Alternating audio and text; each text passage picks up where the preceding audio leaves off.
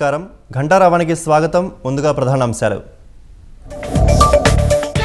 YCP నేత అమ్జద్ బాషా సోదరుడు అహ్మద్ బాషా arrest. MLA Madhavi Reddy దంపతులను దూషించడంపై కేసు.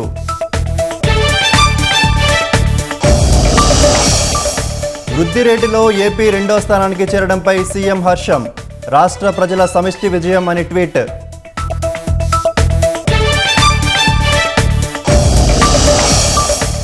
21వ శతాబ్దంలో నిర్మించిన ఇంజనీరింగ్ అద్భుతం పాంబన్ వంతెన. వ్యాపారమే కాదు, ప్రయాణాలు సౌకర్యంగా ఉంటాయన్న మోదీ.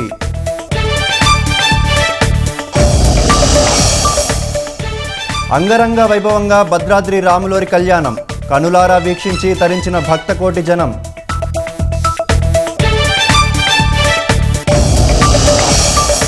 కునో నేషనల్ పార్కులో చీతాలకు నీరందించిన డ్రైవర్ సస్పెండ్.